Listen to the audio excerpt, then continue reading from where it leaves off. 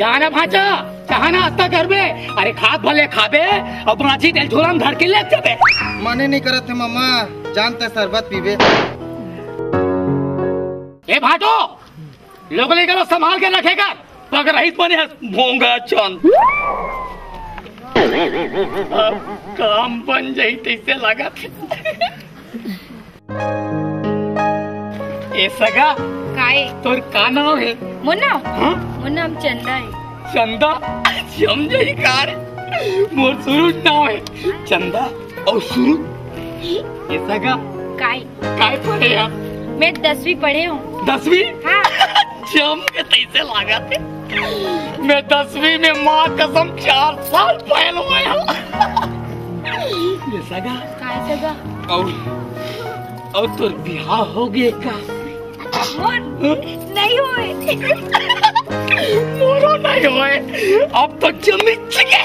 एक जन जमात रहे महू जमान देवे ठोकन। कहूँ जमावे? हाँ महू जमाऊ तब तो जी। हाँ तो मजा ही जी। हाँ, तहु जमावे तभी जमी न सगा आँखी मुंद न जी। आँखी मुंद होता जमावे एकदम जमाऊ। तोर लिए सब मुंदे पर तैयार हो सगा। ले मुंदे हम आँखी।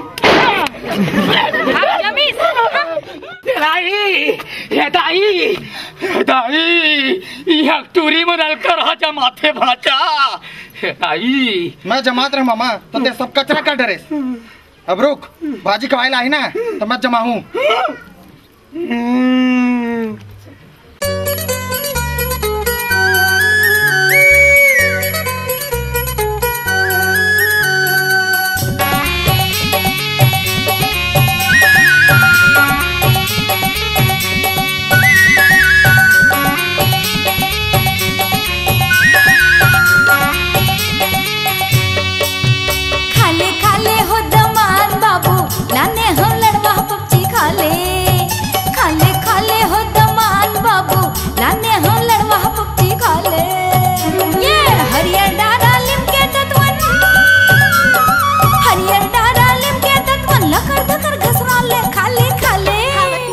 हाले हाले वो भौजी के बहनी तोर झुमका ककनी हाले हाले।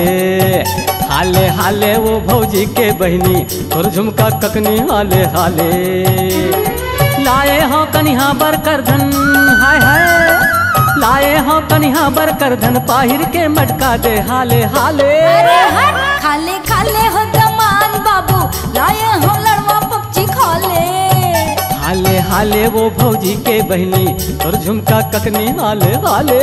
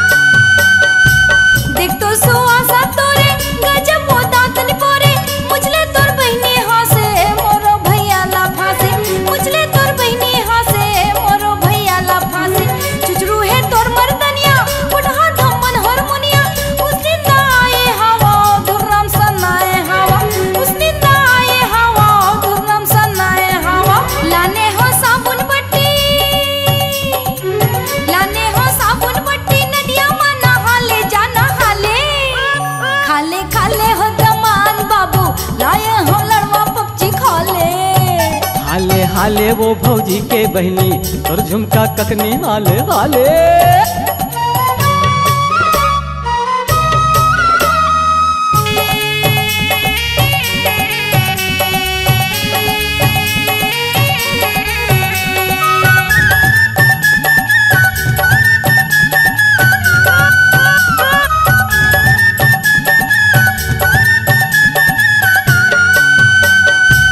काका खवाबे गई खोचे हंस आतर फोही।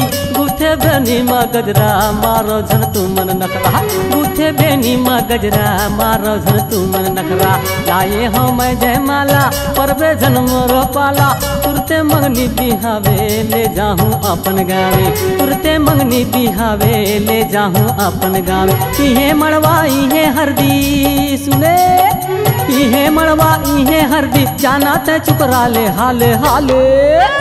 खाले खाले हो दमान बाबू नाने हो लड़वा पक्षी खोले हाले हाले वो भौजी के बहनी और झुमका ककनी हाले हाले ये खाले खाले हो दमान बाबू नाने हो लड़वा पक्षी खोले हाले हाले वो भौजी के बहनी और झुमका ककनी हाले हाले ये हरियर डारा लिम के तत्वन हरियर डारा लिम के तत्वन लकर धकर घसना ले खाले खाले खाले खाले हो दमान बाबू लाने हो लड़वा पक्षी खाले हाले हाले वो भौजी के बहनी और झुमका ककनी हाले हाले लाए हो कन्हा बर कर धन हाय हाय लाए हो कन्हा बर कर धन पहिर के मटका दे हाले हाले खाले खाले हो दमान बाबू लाने हो लड़वा पक्षी खाले ना हाले हाले वो भौजी के बहनी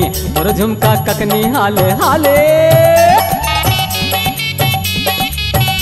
सुने समझी